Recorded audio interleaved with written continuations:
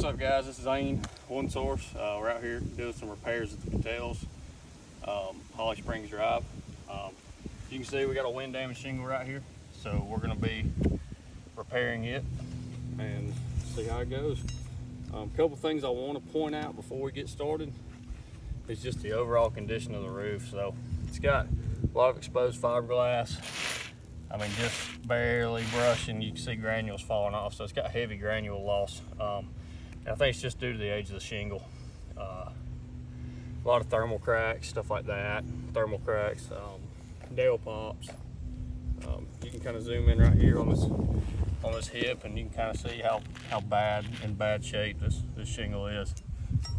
So other than that, we're gonna get started and see how it goes. So for me to repair this shingle, I'm gonna have to break this one free to get to my nails. So this is my flat bar, super flat, real nice. It doesn't cause any kind of extra damage to the shingle. I like it a lot, been using it for a few years now. So let's get started. So just before we even go into it, as you can see, I've already got a tear right here. So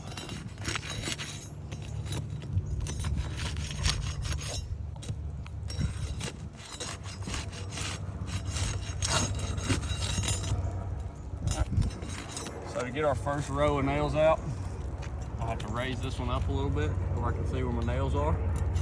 I'll come under here.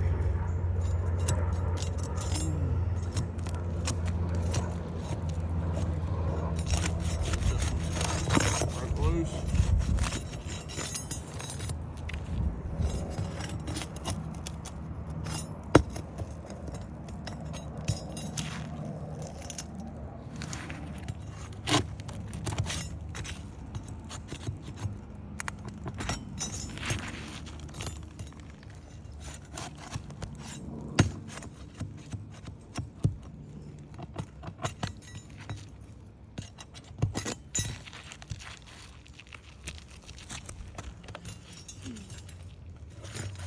All right, so I've got my first row of nails out right here. Now I've got to come up under this shingle and get my second row of nails out.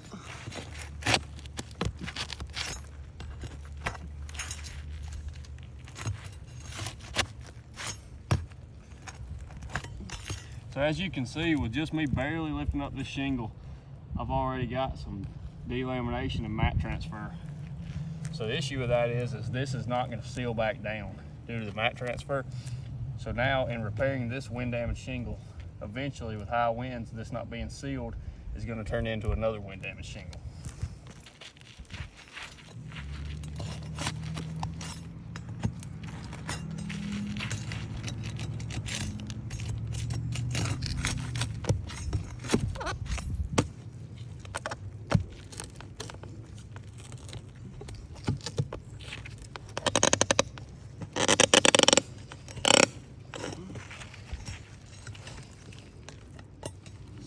See, we've kind of got a really good nail in right here.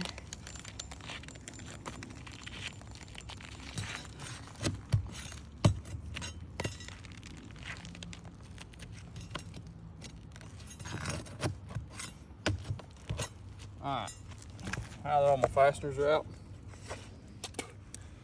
I should be able to slide out my wind damaged shingle pretty easily. Alright, so there's that. You can see this is a Owens Corning Pro 25 shingle. They actually don't make this shingle anymore. They got rid of it.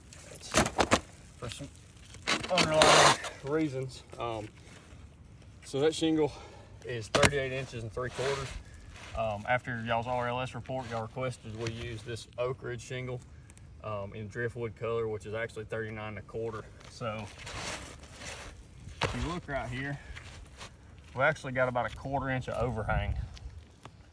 So what we'll do is we'll have to trim that. I usually don't like trimming field shingles, and I'll kind of show you why. So this is a factory edge on this shingle. It's made to butt up to other shingles and not have leaks. All the fibers are glued closed, so they're not exposed. But what we'll take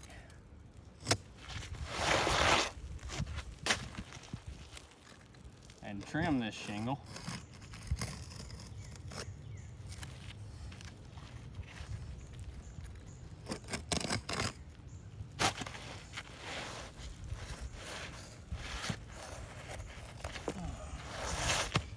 As you can see, I'm not a machine. I can't cut exactly a straight line. The other issue is as it gets rid of our factory edge, so this key that was completely sealed and not open now has an open end with 2 fibers, which is going to make it a little more pertinent to get damage from heavy wind and stuff like that. But either way, we're going to rock with it. We got a nail pipe, a little bit of a nail pipe right here, so I'm gonna go ahead and make sure that's in there good. That way they eventually cause damage to our new shingle. And slide our new shingle up in there.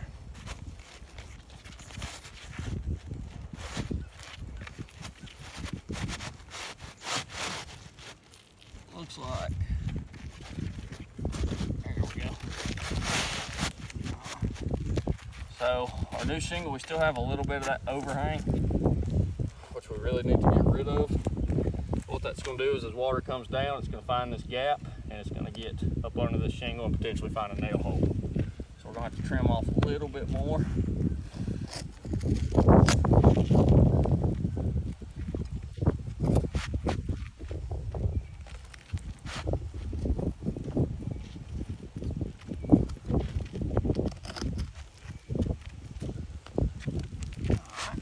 And in doing that, now see, now I've almost got taken off too much. So they're designed from the factory to be cut. They're not designed to be cut in the field unless they have something like a ridge cap or a hip cap covering it up. However, we're going to do our best here just for this example. So we're going to get into nailing it back up. Make sure we're straight. So this is my roofing hammer. I've been using this hammer for about 5 years now. Most people in the industry use this hammer because it is the best tool for the job. So for me to nail a flush nail, which is what's required, and hit my nail line, I have to be right there.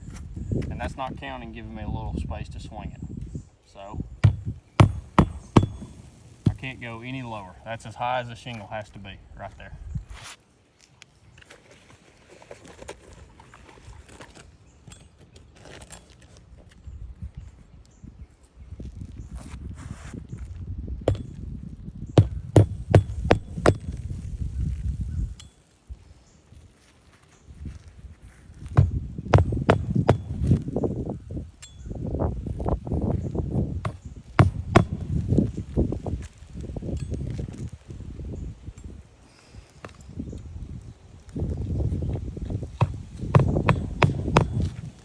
Alright, we got our first row of fasteners in.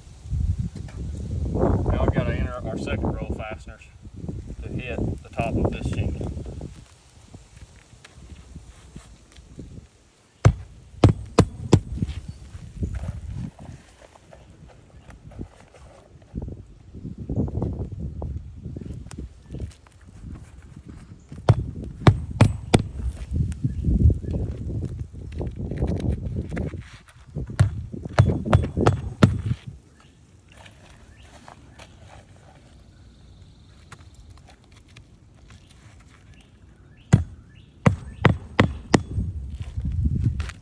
One more, we'll be good to go.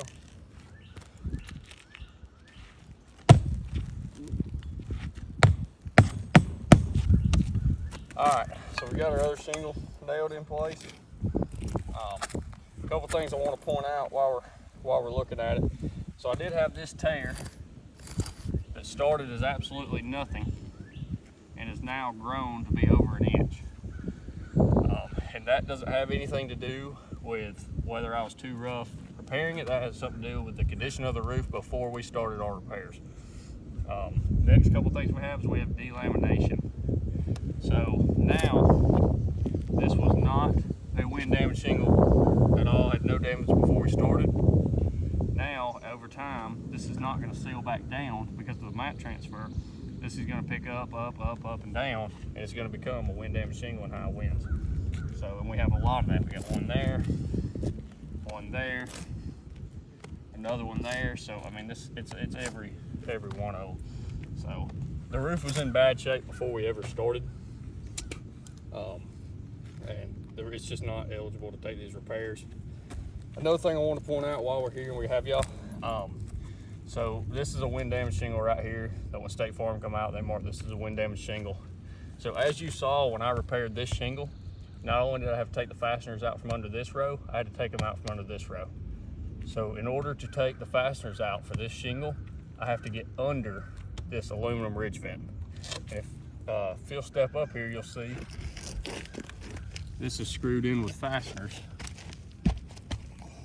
So these fasteners will have to be removed and put back down. And to do that, and I can't just remove one and slide in there, I've got to remove the entire piece of ridge vent. So that's going to be the issue we're running into with that particular wind damage shingle.